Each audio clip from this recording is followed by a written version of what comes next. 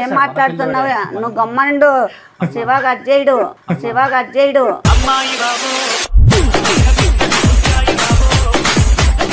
నా చెవులు ఉండేది ఇట్లా సొగిలినా కొడక చూన్నీలే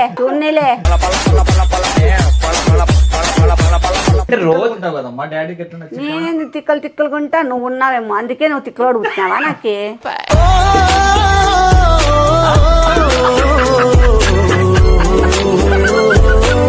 వీడియోస్ చేస్తుంటే ఎట్లా అనిపిస్తుంది మీకు? అదొక ఉత్సాహం వస్తుందా? నేను ఆ టైంకి అప్పుడు ఏది వస్తుంది అట్లాగా నువ్వు ఎట్లా ఫీల్ అవుతావు? బాత్రూమ్ వస్తే బాత్రూమ్ పోతావు.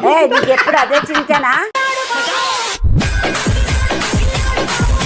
సరే, ఎక్కువ ప్రేమ చూపించేది ఎవరు నీ పైన?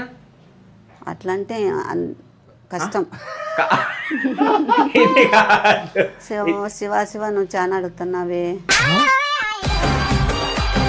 చిన్నప్పుడు ట్యూషన్ మేట్స్. ఓకే. అప్పటి నుంచే లవ్వా?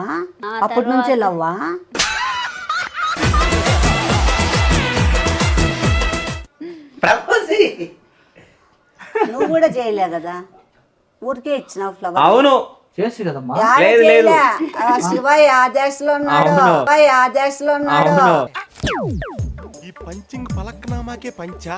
ఒక ఉల్ఫ్ ఎట్లయితే లైఫ్ లాంగ్ అని ఇవ్వు చెప్తావు. సరే, రాధికా బ్లాగ్స్ అసలు ఎందుకు స్టార్ట్ చేయాలనుకున్నారు? అసలు ఎవరు స్టార్ట్ చేయాలనుకున్నారు? ఎవరు స్టార్ట్ చేయించారు? ఫ్యామిలీ అండ్ రిలేషన్స్ లో మంచి ప్రొఫెషన్ నుంచి పెట్టుకొని ఎందుకు యూట్యూబ్ శాశ్వతమా?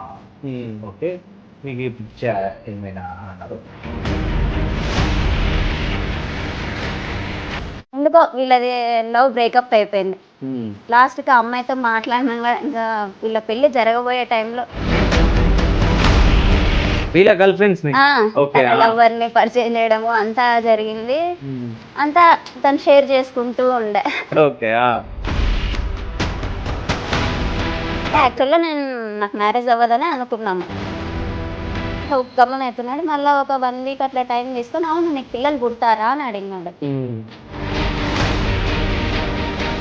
మా తమ్ముడైతే ఒప్పుకోలేదు. ఎందుకంటే తను అంత వీక్ గా ఉంది, వాళ్ళు ఎందుకు చేసుకుంటున్నారు.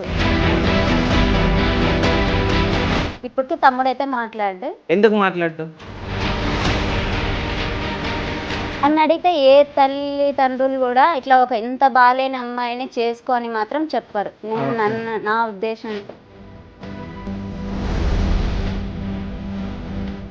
ఒక 5-6 ఇయర్స్ నుండే నువ్వు లవ్ చేసే పాపతో నీకు పెళ్లి జరగదురా, నీకు పెళ్లి జరిగేది ఈ పాపతో అంటే మా డాడీ. ఓకే. మా నాయన ఎక్స్ట్రీమ్ ఫ్రెండ్ గా, మా నాయన నేను కొట్టాడుకుంటాను. అయితే ఒక క్వశ్చన్ అడిగారు. ఆ క్వశ్చన్ ఎందుకు అడిగారు?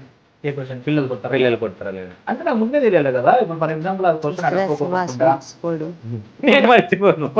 క్వశ్చన్ అడగకోకుండా చేసుకున్నాక మళ్ళీ అప్పుడు నాకు తమ్ముడితో మాట్లాడాలని అంటే ఆయనకు ఉందో లేదో ఈ వీడియో చూసినాక ఆయనకు కూడా ఉంటుంది. సో నీ ఫీలింగ్ ఏముంది? తమ్ముడు మాట్లాడతలే కదా. చాలా బాధ అవుతుంది తమ్ముడు మాట్లాడు.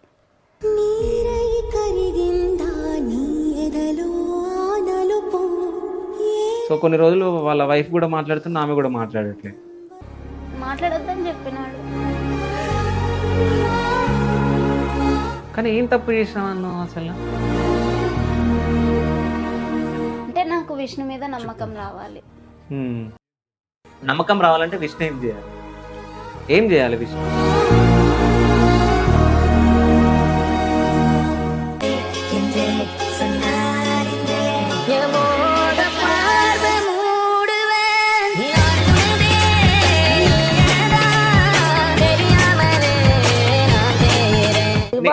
ఆవులిస్తే పేగులు లెక్క పెడతాడు. అవునా? ఐ లవ్ యూ అని చెప్పాలి. ఐ లవ్ యూ రేపు.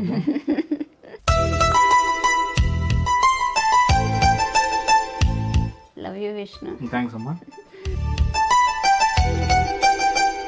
నువ్వు చెవులో పెట్టుకో, నువ్వు తల్లో పెట్టుకో. మీరిద్దరు కలిసి అత్త మాకు పెట్టండి.